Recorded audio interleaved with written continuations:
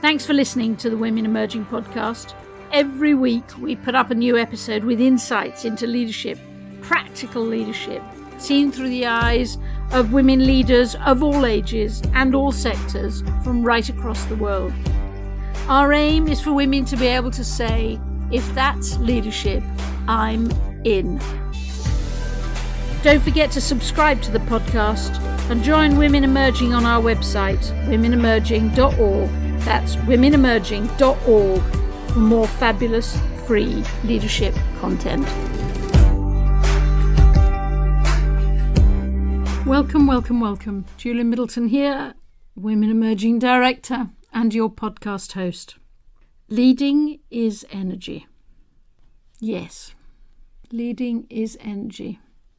And when you can feel it, when you can feel the energy that is emanating from leading, you can feel it in yourself, you can feel it in the people around you, you can feel it in the room, you can feel it in the sort of the microclimate that is what you are leading. And right at the beginning of this series on energy, Liz talked to us about energy being the right word and not the word power. She dismissed the word power, and I agree with Liz so much. Power is just too crude a word for something that is beautiful and that isn't power. It's energy. Energy might sometimes create some power, but it's energy. It's energy that empowers people. Power just controls people in my head. Leading creates energy. Leading creates energy. Leaders, that word we don't want to use because we don't want to be a title or a role. Leaders create power, I suppose. Leadership is about power, I suppose, but leading, the verb, that's creating energy. Much more interesting. And it's an energy that so has to be connected back to your essence. And when it is connected back to your essence, whatever your individual essence is, we spent 7 weeks talking about different bits of people's essence. They were wonderful weeks, but all of them were merely an invitation to say these are bits of our essence. What are the bits of your essence? Because everybody's essence is different. Whatever your essence, it has to connect in with power. Not connecting with power. I'm sliding back to the old words. It has to connect in with the energy that you generate when you're leading. Yes, I can see it so clearly. I hope it's beginning to make sense to you too. This journey of the 7 episodes that were about essence and the 4 episodes, and this is the 3rd, which are about energy. No, this isn't the 3rd, this is the 4th. It's about energy. Oh, I'm so hopeless. But it's only because I'm getting deep, and I just deeply engaged with this concept of essence, elements, expression, and energy. But rather than me carrying on babbling, right, I accept. I'm going to stop babbling. I'm going to go to Uma now to finish these episodes on energy. And she's going to talk about something, she's going to explain this sentence she used to me once, which is that women need to claim their power in the purest sense. Now, I know she uses the word power, but listen on, because you'll rapidly discover that she's really talking about energy. Over to Uma.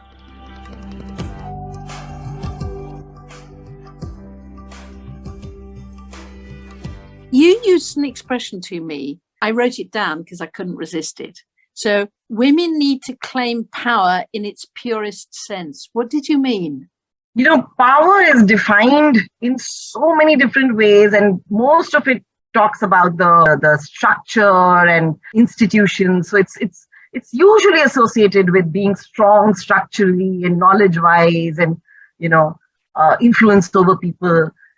One of the things that I actually loved a definition of power, and this was by Caroline Heilbrunn, and she talked about power is the ability to take one's place in whatever discourse is essential to action, and the right to have one's part matter. So it is actually being in a space where you are able to claim your own space, where in whatever discourse, in whatever space you are in, and to ensure that you matter, your voice matters, you are valued, your opinion is valued. So it's basically, whether that is a playground or it is a parliament, whether it is much more than titles and positions. It is actually at the core of this issue is an issue of self-esteem and self-mastery, So I really think that when I talk about power in its essence, and the point of pursuing power is to live one's being and to change the environment in one's favor, but it is to courageously embrace your beingness. Power gives you the experiential understanding of your being, of your true nature.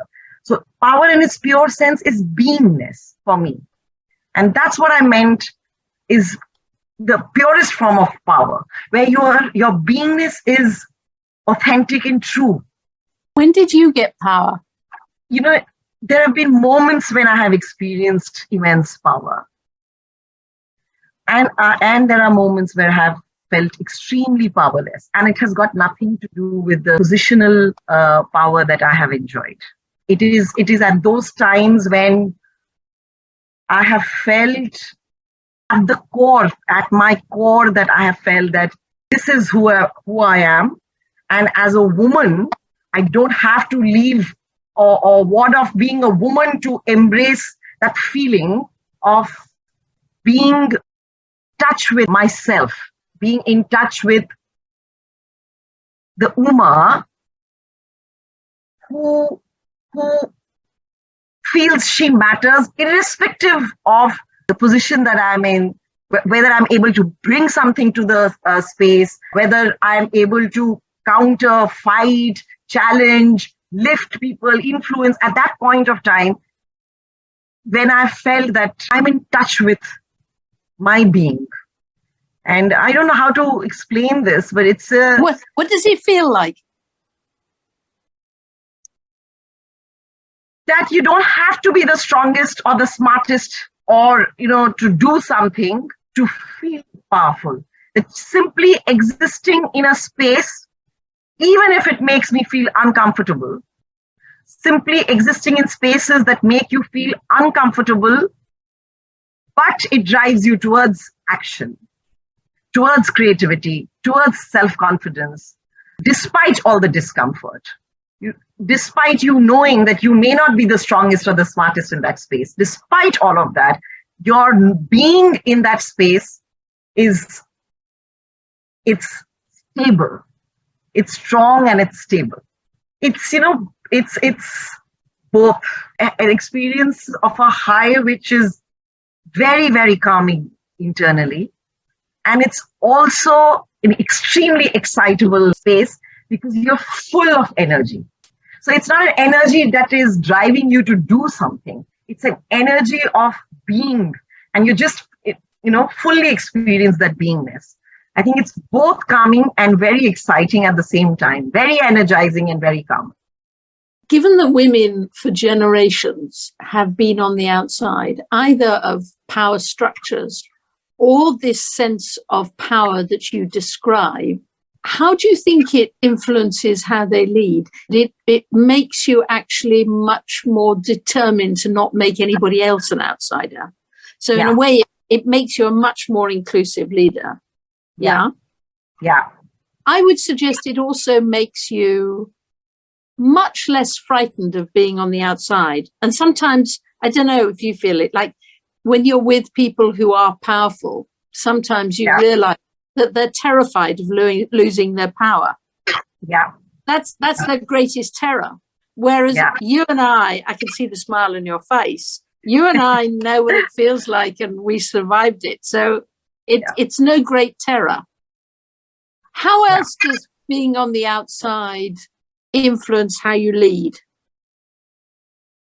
The outsider has an intrinsic power. Some of the ways that it rolls out or it experientially pans out is that you're no longer constrained by the rules and beliefs of society. So you can easily see through them, talk about them, bring it onto the table, and put it into dialogues to change. You have more freedom to listen to the voice of intuition within yourself, because when you're an outsider, you can be terribly lonely. So like I said earlier, the journey then becomes very inward. You move inwards, deeper inwards. So you have more freedom to listen to the voice of your intuition, and this can guide you.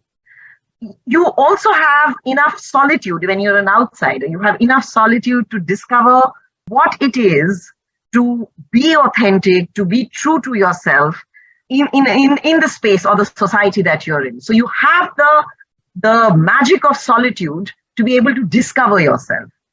You also get to see the bigger picture. When you are on the outside, you can see the bigger picture and you don't get lost in the details. Another thing that I have experienced, it gives you, being on the outside, gives you the space and the room to grow.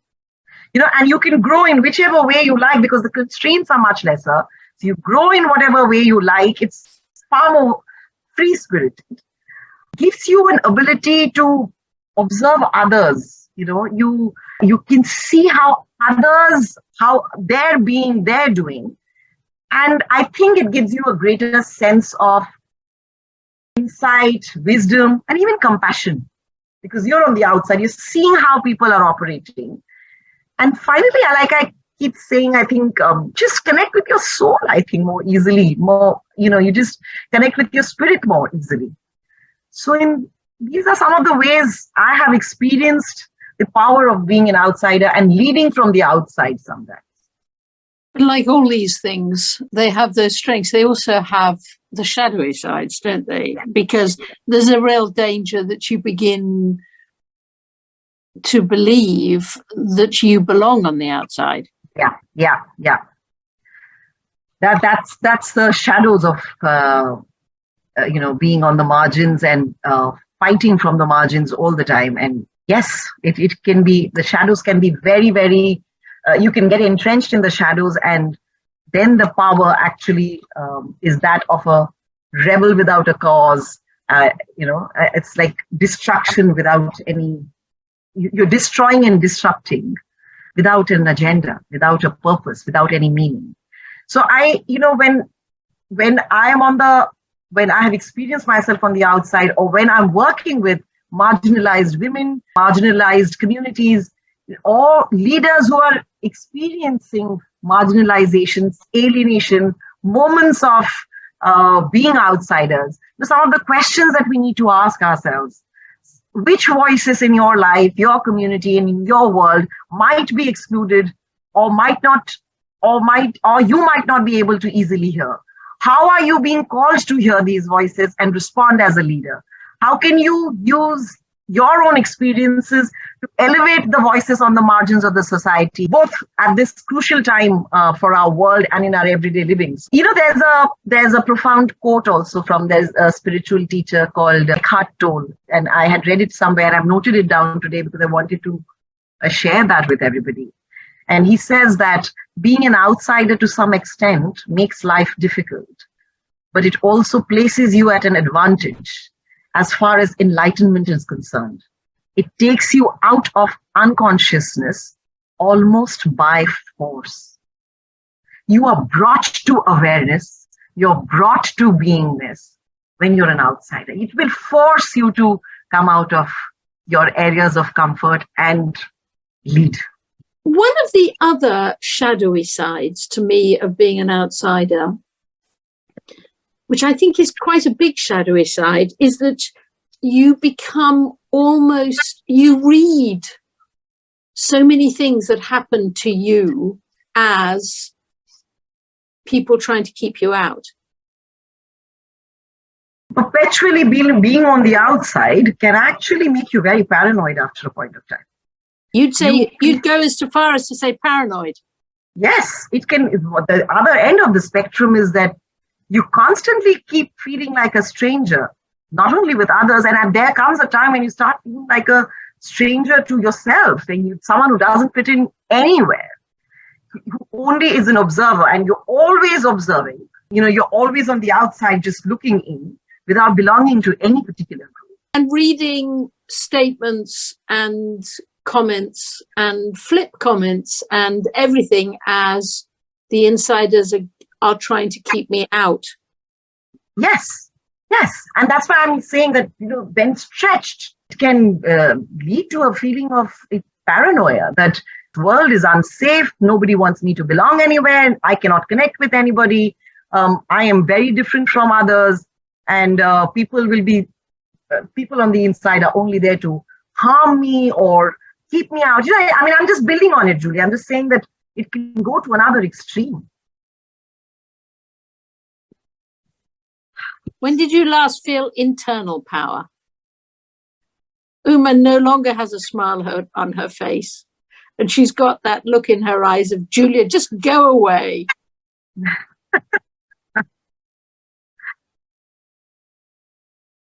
I think the last time I felt very powerful was actually with my daughter. I think I felt very powerful because at that moment, I was very, very vulnerable. But when the moment came to an end, and, so she was going through a personal crisis moment. I was we away all do. work. We all do. Yeah. She's a young 17-year-old, was really, really going through an internal critical crisis. And, internally, she was very, very sad and very vulnerable. And she called me. I was away, and I was away at work, which is about an hour from where she was. And she messaged me, and, I was traveling back home. I picked up her call and I said, let's just have a conversation on a WhatsApp video call. And you talk me through it. You cry through it, just steamroll through it, whatever. Let's just look at each other and walk the next 15 minutes, 20 minutes, 30 minutes, and she was like, okay, I'm going to try that. And we did that. And it was an hour, 15 minutes before I reached home. We were on that call, on that video call through that 1 hour. We cried together, we laughed together. There was moments of some laughter, but basically it was an extremely vulnerable time for her. And I was very, very vulnerable with her, but also knew at that point of time that we were co-traveling. We were just traveling through those 75 minutes together of our lives, physically apart, but extremely, extremely intimate. I think I found it an extremely personally powerful moment for me, that those 75 minutes. It was built, I think it was powerful. I'm calling it powerful because it came from a deep space of self-efficacy and a deep space of compassion and empathy with her. She influenced me. I influenced her immensely in those 75 minutes. And whatever that critical incident was to happen, we averted that. I was able to inspire her, motivate her. She was able to connect very deeply with me, very intimately, as two humans, two women who were sharing so many things about their lives. I thought it was very, very personally powerful for me and my daughter. And it was a whole mix of many things. it was based, that power, if you ask me, where did you feel that power from? It was a mix of many things: personal attributes, competencies, skills, characteristics, our ability to listen to each other, to connect with each other. But at the end of that day, when I reached home and, I met her, we just hugged each other. And then I went to do I went to do other chores, and she went away to do her studying. But I know those 72 minutes, actually, I felt a sense of calm, and I was in connect with myself and that inner core of, the purpose of my life, the meaning of being born a woman, having the privilege to mother a daughter, and because I was leading her as much as I was co-traveling, leading from a place somewhere so deep within. So yeah, I felt extremely powerful. This happened day before yesterday. I don't know. I mean, that was the last time, the most recent time when I felt powerful. It's interesting that we spend so much time talking about this sort of power, this sort of external force that is blocking us out. But then when somebody who is as powerful as you, in many people's eyes, describes power, you're talking about a very different kind of power. And you're reminding us that leadership is not just about what you do at work, it's what you do in your family. Yeah, I think it's the strength of when your spirit, your will, and your intellect, it all comes together and it brings vitality to you. It could be in any space, whether work or whether in your home, whether with your friends. It could be in any space. When all of this energy, when it comes all together and it vitalizes you, it gives you an energy, I think that's power. That's the experience of feeling powerful. We need to recognize how much that frames what we think about power and make sure that we don't dismiss all the powers that we have because we're so concentrated on the powers we don't have. Yeah. And we are so concentrated by the bombardment of the definitions of power and leadership. So we try to check and tick all those boxes and think that we fall short, but actually we don't. We don't fall short. Yeah, we don't fall short.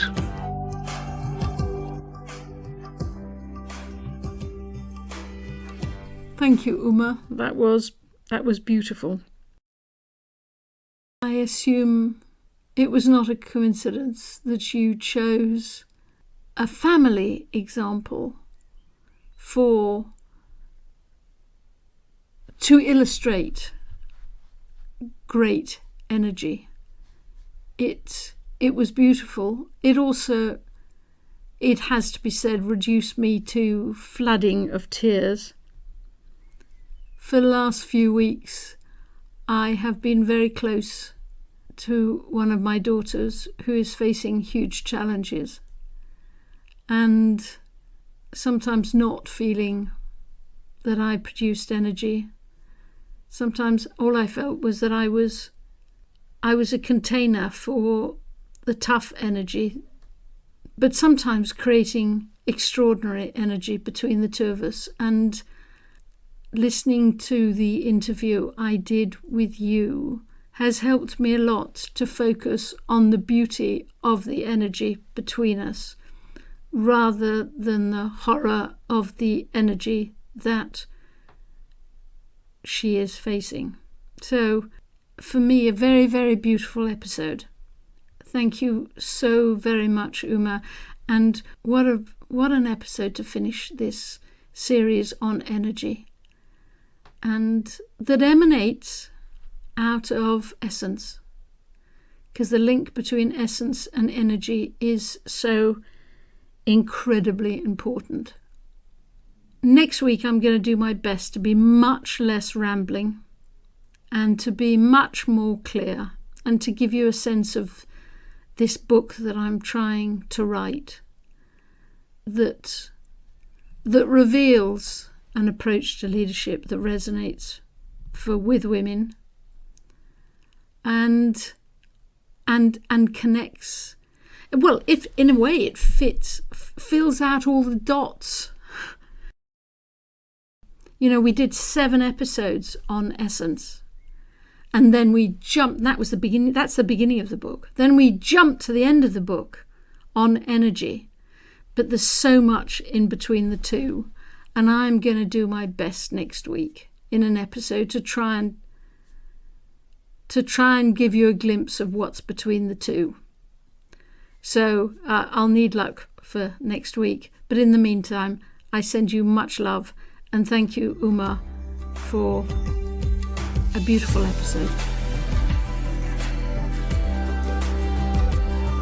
To become part of our movement and share your thinking with us, subscribe to the podcast and join the Women Emerging group on our website at womenemerging.org. We love all of the messages you send us. Keep them coming.